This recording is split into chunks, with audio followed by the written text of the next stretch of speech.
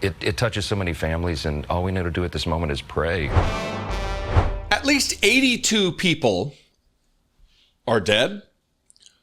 Dozens are missing as a result of the floods in Texas. 41 as of right now. So the death toll will invariably rise. Leadership is about accountability.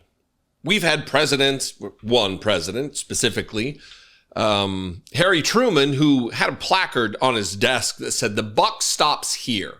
I'm the president of the United States of America. The decisions that flow forth from this desk impact lives. And when I make a decision, I'm not going to blame somebody else. I'm not going to fail to take responsibility for that mantle of leadership that I wear." Donald Trump is a different kind of president. Nothing is ever his fault. As soon as he started slashing the FAA, planes started falling out of the sky, colliding with one another. Not his fault. He did his insane tariff liberation day. The stock market crashed like only we see during depressions and recessions. Not his fault, even though the action he took predicated the stock market crash. Remember COVID? You remember COVID, right? Remember when Donald Trump was asked a question about his decision, his policies coming from the head of the president of the United States, when he said, "No, I take no responsibility at all for what's taking place." Dr. Fauci said earlier this week that the lag in testing was, in fact, a failing. Do you take responsibility for that? And when can you guarantee that every single American who needs a test will be able to have a test? What's the date of that? Yeah, no, I don't take responsibility at all. I don't take responsibility at all. And now, upon taking office a second time, he guts NOAA. He guts the federal agencies surrounding weather prediction, weather forecasting, weather alerts. And then when this happens and people don't get the adequate warning of this disaster, not his fault either. This is from February 28th. Trump officials fire 800 employees at weather forecasting and oceans agency. April 11th.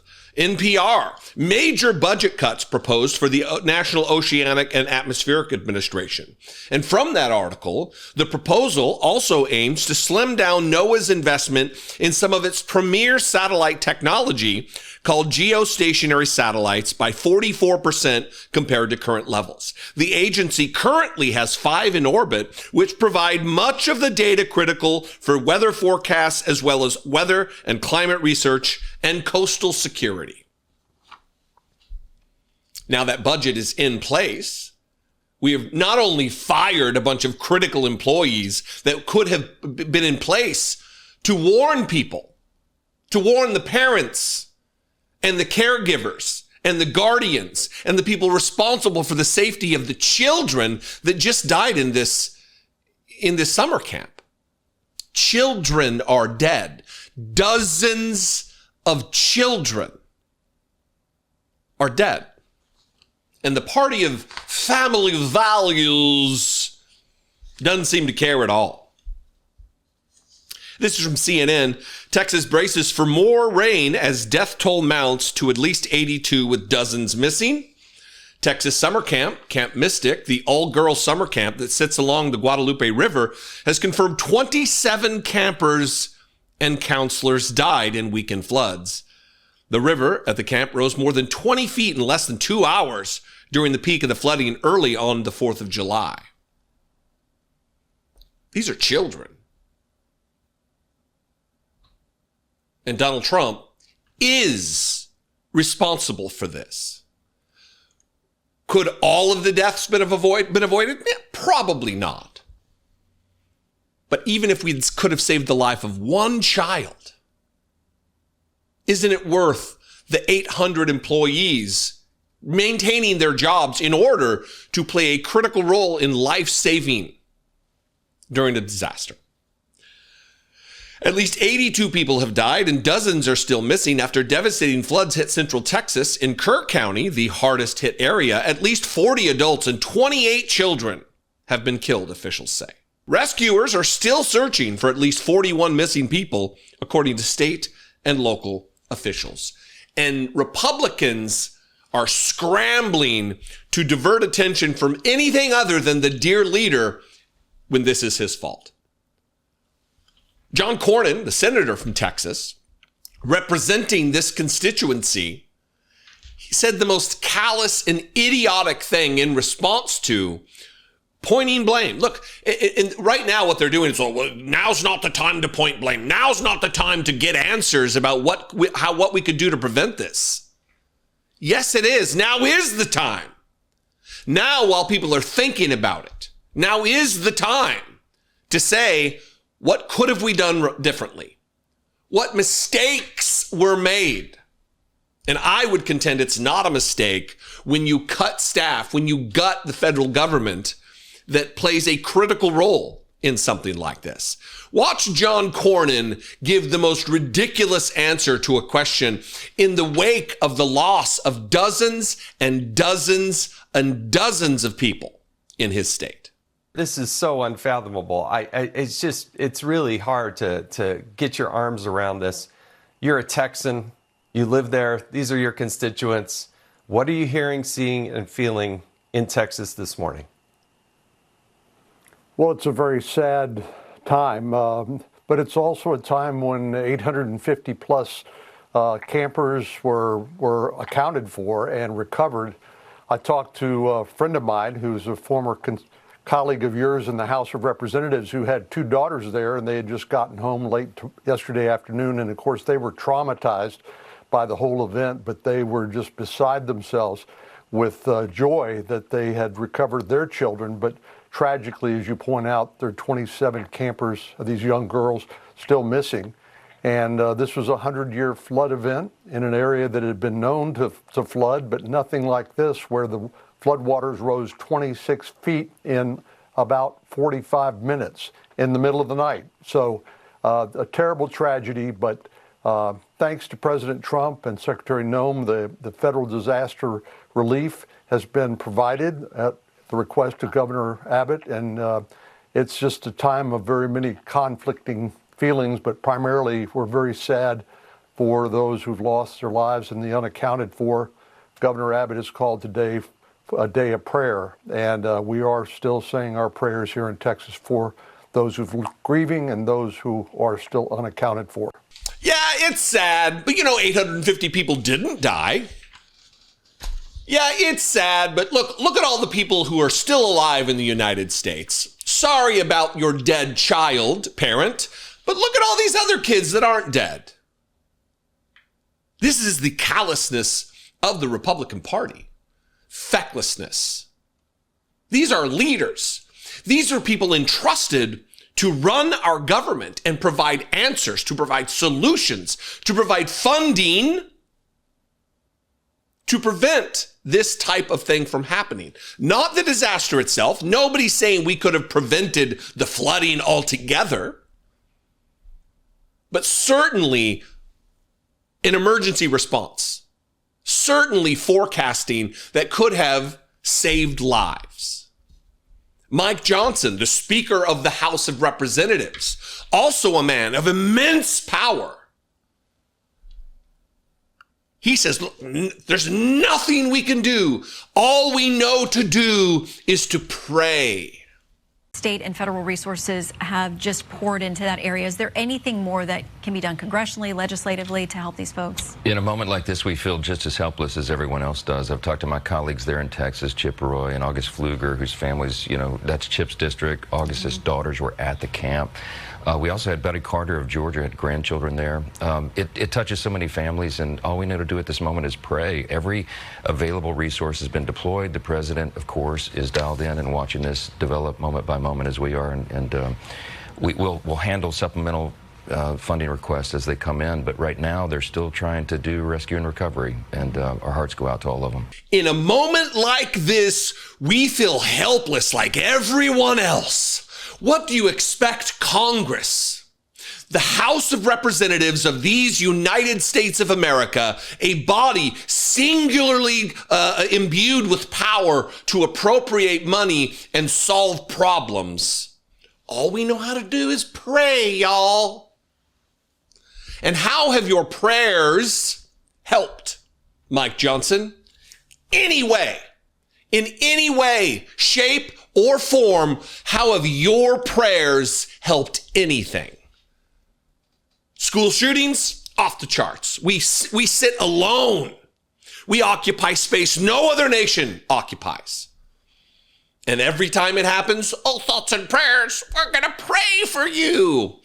Fucking fantastic. Why don't you do something with your power, with your tangible power? Pass a bill. Send it to the desk of the President of the United States. Appropriate some money. Solve some problems. Rather than just virtue signal that you love the Jesus, which does nothing for anyone.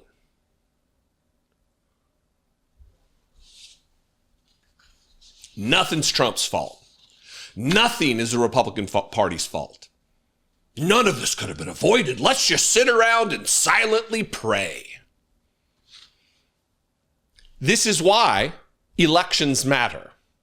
This is why we need to listen to people when they tell you who they are and what they prioritize. They prioritize making fabulously wealthy people even more wealthy. They don't prioritize saving children's lives. They don't prioritize early warning systems and funding a government to do the thing it's supposed to do. The DOJ may be releasing the list of Jeffrey Epstein's clients? It's sitting on my desk right now to review. Exclusive, Department of Justice and Federal Bureau of Investigation conclude Epstein had no client list. MAGA is all up in knots right now because the DOJ and the FBI just released a memo. This little 1.5-page doozy that says, oh, well, the Epstein thing that we've been yelling about and screaming about and conspiracy theories, theorizing about for years. Nothing to see here, everybody. Nothing to see here. In fact, not only is there nothing to see here, the things that are here to see, we're not going to release anymore because of the victims. Yeah. This is from a headline from Axios before I get into some of these clips. Exclusive, Department of Justice and Federal Bureau of Investigation conclude Epstein had no client list and died by suicide. Remember early on here in Donald Trump's second administration, how they were banging the drums, beating the conspiracy theories on the right into a frenzy. They provided documents. They gave these binders to the worst of the worst in the MAGA conspiracy land. The DC Drano dipshit and Mike Cernovich and Jack Posobiec, the Pizzagate conspiracy theory idiots, the libs of TikTok moron, Liz Wheeler, all of these morons, they just whipped into a frenzy with their binders. And then when they started going through their binders, they realized, look, this is all just public information. There was nothing here. And what's happening right now, it's gonna die down, and the cult is gonna fall in place and stop questioning Donald Trump. It's gonna be a little tough because at every moment that there's a controversy between the relationship of Donald Trump and Elon Musk insists that Donald Trump is a child molester who has unholy alliances with Epstein, we'll just say. So it's gonna be real difficult, but eventually they're gonna fall in line. Because especially these grifters and these charlatans and these liars and these conspiracy theorists that I just mentioned and we showed the photo of, they cash a check from the MAGA movement. So they're not going to betray the paycheck. They're going to continue to fall in line. But listen, early on, people who are now entrenched, who have official positions within the Trump administration, they were out there saying, oh yeah, there's a lot here. We've seen it. Which is very interesting because the thing they saw that they were dedicating their honor and their word to is now, oh no client list, no evidence whatsoever. Let's start with Alina Habba, who was on with Piers Morgan. And there's a moment where he asks a question about, is it going to be shocking? Are the things that we learn, are they going to be shocking? And watch her eyes. When he asks that question, she stares off into space and like does the calculation, like in Rain Man when the numbers are flying in or whatever that's from. She's like, oh, I can't imagine how it wouldn't be shocking. Watch this. But in this case, in Epstein's case, it is incredibly disturbing. We have flight logs, we have information, names that will come out. Is it going to be shocking? I don't see how it's not shocking that there were so many individuals that were hidden and kept secret and not been held accountable. Let's talk about the reverse. I believe in accountability. So you have to now go through your process. Now, I won't say they're guilty until they go through their time in court. But again, now it's time for accountability. We have seen for so many years, Pierce, in this country, many investigations, subpoenas, testimonies in Congress, et cetera, et cetera. But there's a general frustration with accountability. We take it halfway, we don't take it home. And I really believe that now with Kash and Pam, there will be accountability. Incredibly disturbing. Flight logs, names, information, all of this is going to come out until it does not come out. Here's Pam Bondi in February of this year, just in February, when they had the list, where she says, we have the client list. I have the client list. It's on my desk. We're investigating the client list that definitely exists because it's on my desk. The thing that the memo now says doesn't exist. It's going to be hard to get away from this one.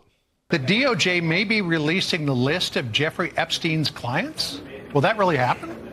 It's sitting on my desk right now to review. That's been a directive by President Trump. I'm reviewing that. I'm reviewing JFK files, MLK files. That's all in the process of being reviewed because that was done at the directive of the president from all of these agencies. So have you seen anything that you said, oh my gosh? Not yet. Okay. Well, we'll check back with you. The very next month, in March, she said that they had a truckload of evidence in these Epstein files. The same truckload that apparently now doesn't exist. We all did. And the FBI handed over a couple hundred pages of documents. But, you know, Sean, I gave them a deadline of Friday at 8 a.m. to get us everything. And a source had told me where the documents were being kept, Southern District of New York, shock.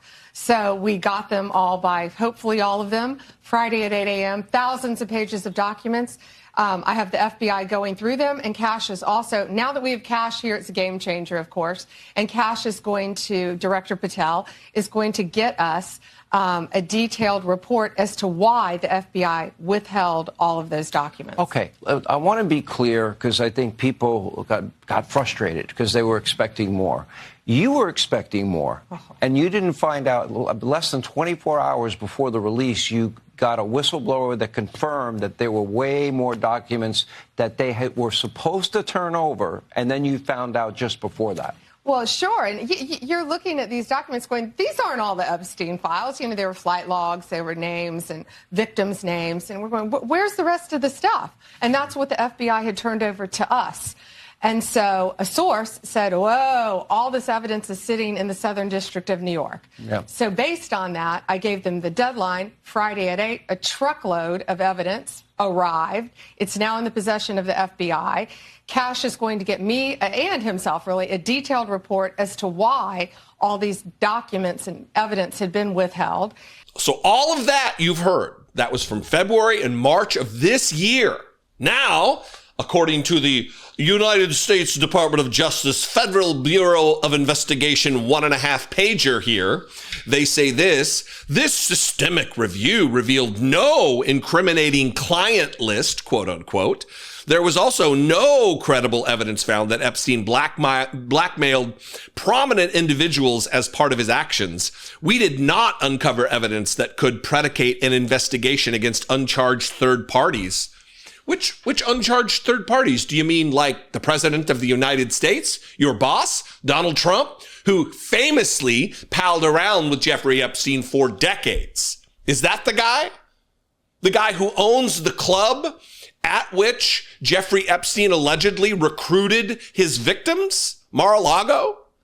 Is that what you're talking about? Those third parties? DOJ and FBI? Come on.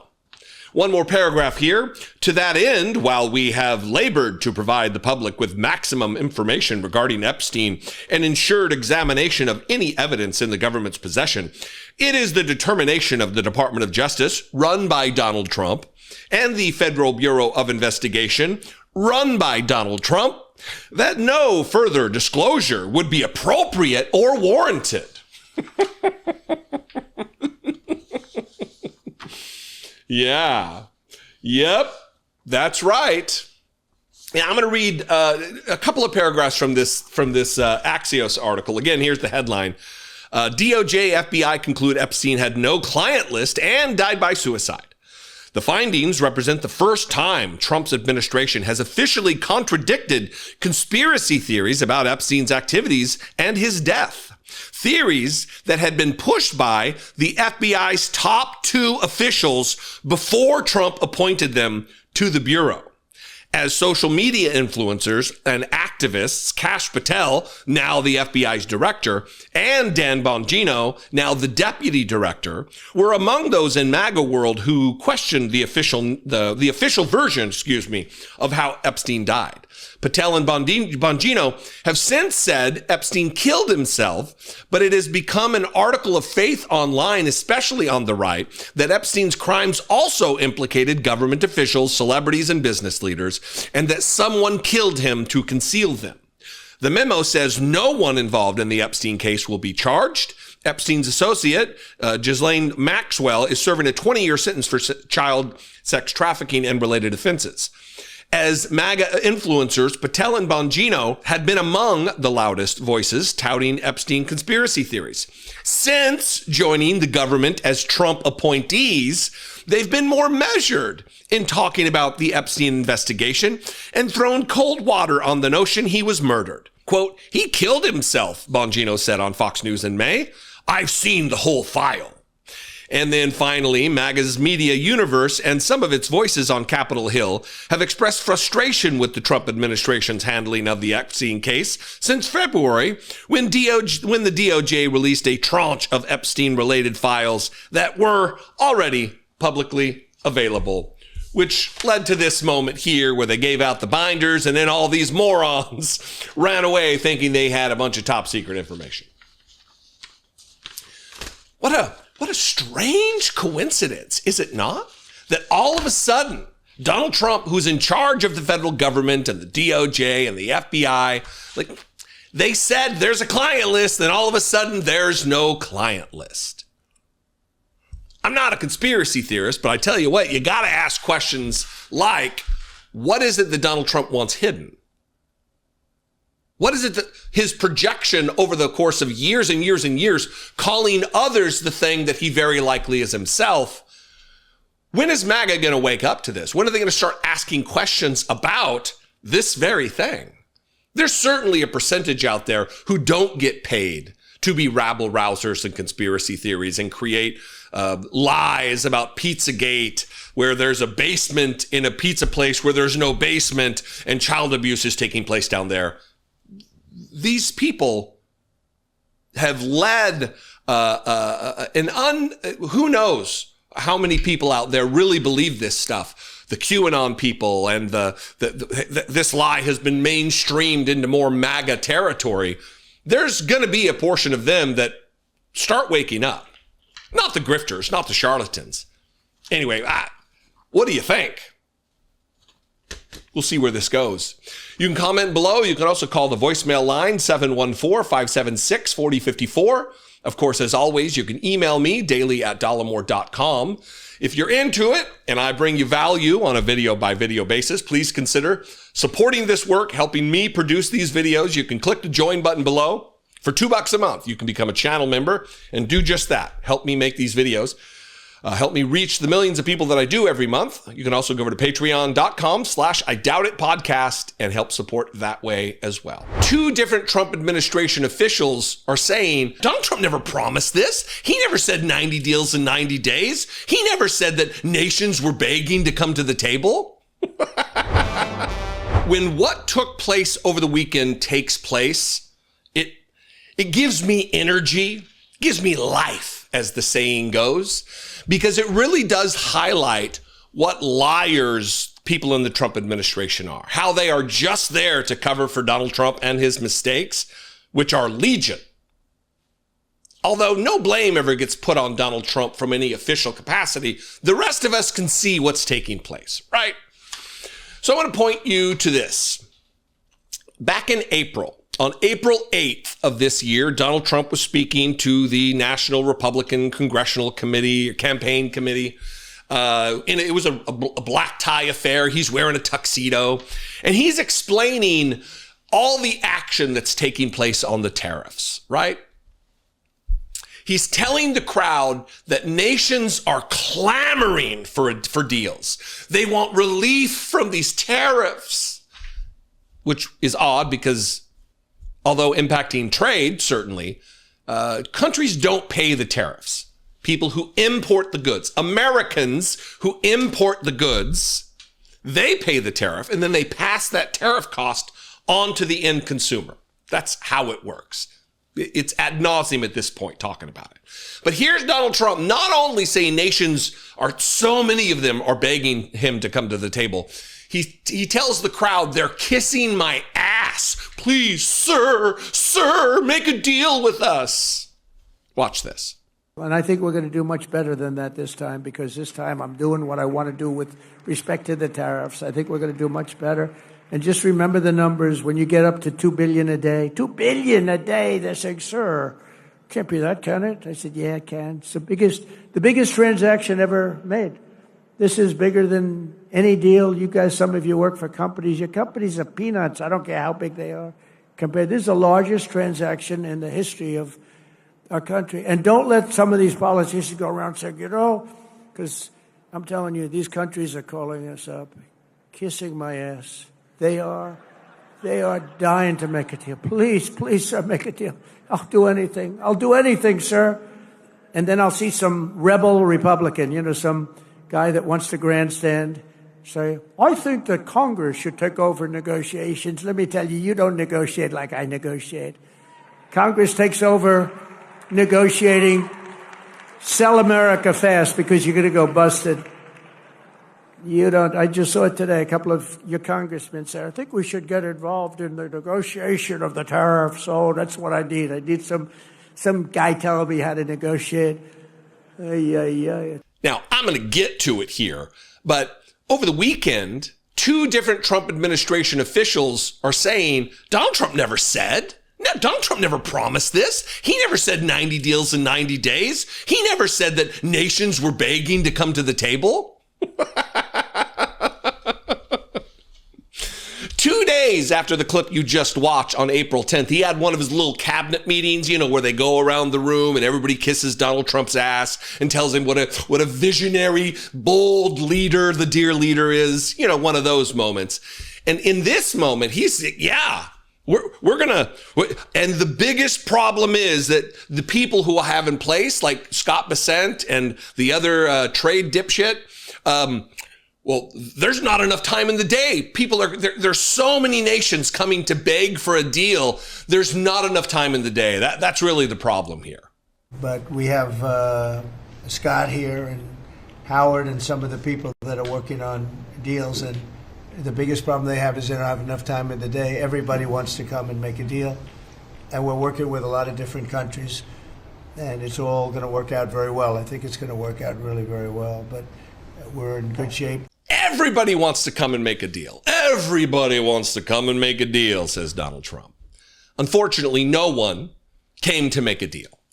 We know that because Donald Trump is now sending out letters to nations to tell them, well, okay, well, since you don't want to make a deal, since you haven't come to kiss my ass, although I said you did, now we're just going to tell you what the terms are, which is also going to cause another wild, transformative type of ripple effect in the market, guaranteed, because that's what happens when you sabotage your own economy that you're trying to run, right? Here's Scott Bessent on CNN being asked this question and denying that Donald Trump ever promised the things you just watched him promise. When you talk about these letters and you talk about kind of the 90 deals in 90 days, or at least the president did back in April, so far that we've seen 3, and they're not concrete deals the way that we're used to seeing trade deals. They're frameworks. Mm-hmm. The president has a reputation, self-described deal maker.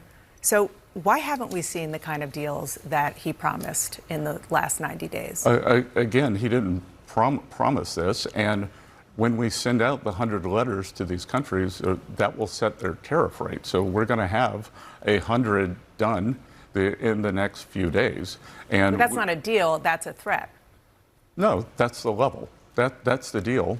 If you want to trade with the United States, this is. But that's not a negotiation. That's just a many of these countries never even contacted us. So that's the thing about being the deficit country, Dana, is when you are the deficit country, you have the leverage. These are surplus countries that they have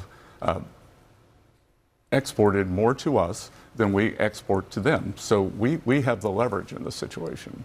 What do you mean he didn't promise and many of these nations never contacted us? What do you mean, Scott Bessent? We heard Donald Trump say they're kissing my ass. They're begging for a deal. Many of these nations, there's not enough hours in the fucking day to deal with how many nations are coming to beg for a deal. And now, yesterday, on the Sunday shows, what do you mean? How dare you make such an assertion, madam? It wasn't just him. Kevin Hassett, the Trump lying economist, he also said something similar, except he's not as bold as Scott Bessent. When asked about it, well, can you give us a list of the countries? What countries have come to make a deal? He says, oh, no, I can't. I can't give you that list. You mentioned those letters that will start going out tomorrow, according to President Trump. He said about 10 to 12 countries will receive them.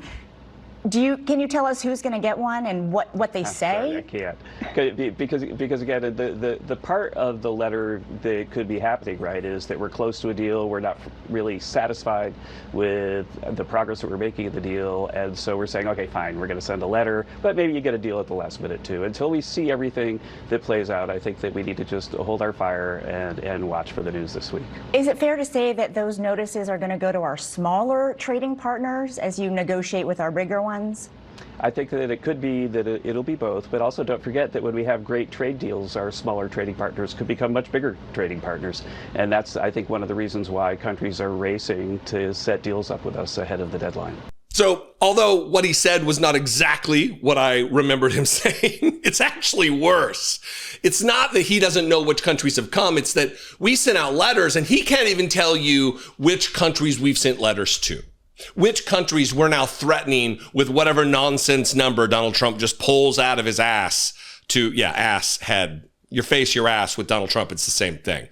So these people are just paid liars. They're paid cover artists for Donald Trump. He makes a mistake. He makes a bold claim, and then they have to cover for that mistake through taxpayer dollar paychecks. What are we doing here? When is a substantial portion of MAGA going to wake up? The problem is they don't pay enough attention to the news. They are low information rubes largely, and a lot of this isn't going to get reported on Fox News. It falls to independent media to really get the truth out here. That's the problem, because I don't know if you know, or if you could make the assertion. I don't have a whole bunch of MAGA people who watch this show. Maybe it's because I need to dial it back, right? Liars, liars, liars. evidence given through receipts going back to April 8th. And now here we are with the sending out of the letters to whom we don't know. Ugh, just come on. We have a government to run. We have an economy to maintain. And Donald Trump is not only is he not getting the job done, he's doing the opposite. He is sabotaging our economy under the guise of ending taxes so other countries can pay tariffs, even though that's not how it works. Stop electing stupid people to high office, who then in turn hire stupid people to surround them as yes men and women, telling you that, yes, sir, you're doing a great job, sir. Oh, visionary leadership, sir. Tears in my eyes, sir. Ugh. Statement from Donald J. Trump. Remember when I used to do the red face videos where I would read Statement from Donald J. Trump, 45th President of the United States of America. I'll give you a little taste. If you were jonesing for the red-faced rage of a Donald Trump statement, there you go. This post from Donald Trump yesterday sent me into a red-faced rage. I really try to check out on the weekends just based on the fact that I can only take so much, when your life is consumed by Trump news and the chaos and the harm that's being done to Americans all over the country and the world. Yeah, it can weigh on you. So I try to check out from time to time. Most weekends I do videos, but some I don't. And this is one when Brittany was reading this to me yesterday. I was like, let's take a pause here. I can't take this right now. Because I want to read this to you, this long, insane Trump post, because the battle between Elon Musk and Donald Trump rages once again, with Elon Musk making other, continued after he said it was a mistake that he claimed Donald Trump was a child molester who was involved with Jeffrey Epstein. He's now back at that. He's now taken another dip at the trough with that story, that claim. True or not, I don't know. I have my opinions, but I think the writing's on the wall about what they're trying to cover up. We'll just say that. So Donald Trump, in an effort to push back against Elon Musk's other action, which is to create a new political party, Donald Trump posted this, which really, I'm not going to read it as rage because my throat can only take so much. I'm not going to be able to read this. My raspy voice is already bad enough. But this is from the President of the United States of America on June 6th at 6:20 p.m., just raging on his social media platform that no one really uses. There's no efficacy in it. It's just people communicating through meme. That's how they respond to one another. There's no original thoughts whatsoever, except that come from Donald Trump. And that should tell you everything you need to know about Truth Social. This is what he wrote, again, June 6th, 6:20 p.m. Eastern Time. I am saddened to watch Elon Musk go completely off the rails, essentially becoming a train wreck over the past 5 weeks. He even wants to start a third political party, despite the fact that they have never succeeded in the United States. The system seems not designed for them. The one thing third parties, capitalized for some reason, are good for is the creation of complete and total disruption and chaos. See, he doesn't want any competition for disruption and chaos from the Republican Party. So why start another? We're doing a good enough job at disruption and chaos. And we have enough of that with radical left Democrats who have lost their confidence and their minds, ! Republicans, on the other hand, are a smooth-running machine, quote unquote, that just passed the largest bill of its kind in the history of our country.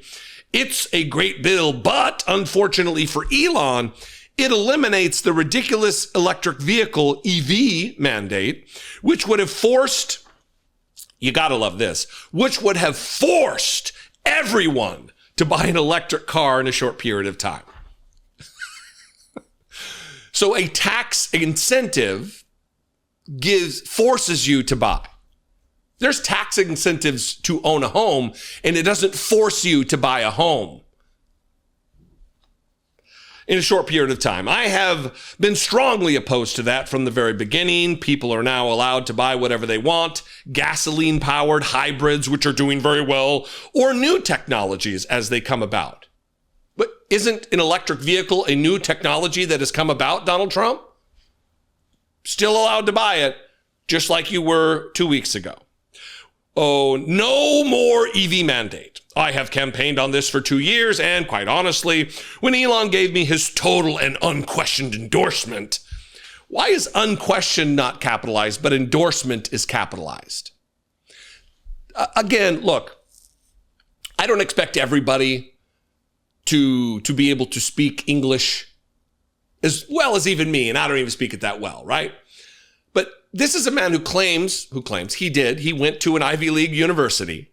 He's the president of the United States. He wants everybody speaking English, even though he can't speak the language himself. It's his only language, his mother tongue, and he can't communicate effectively in it. I asked him whether or not he knew that I was going to terminate the EV mandate. It was in every speech I made and in every conversation I had. He said he had no problems with that. I was very surprised. Additionally, Elon asked that one of his close friends run NASA, and while I thought his friend was very good, I was surprised to learn that he was a blue-blooded Democrat who has never contributed to a Republican before.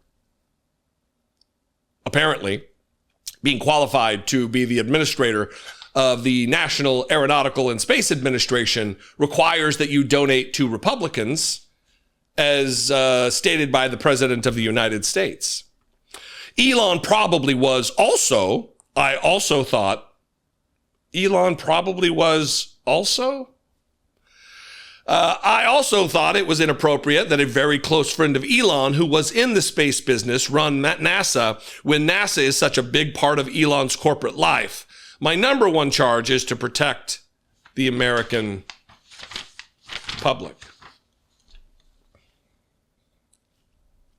President of the United States, Elon Musk, starting a third political party. Not only a third, but a third party. You've got all kinds of third parties. What you don't have in third parties is men who are willing to spend nearly $1 billion of their own money standing up a political candidate like Donald Trump, effectively getting Donald Trump single-handedly elected to office through his nearly $350 million. This is something to watch. It's certainly something to watch, because if the Republican Party is bifurcated and splits relative to what is claimed to be actual economic sense and fiscal responsibility versus the other party, part of the party that claims to do it, but neither side actually does it.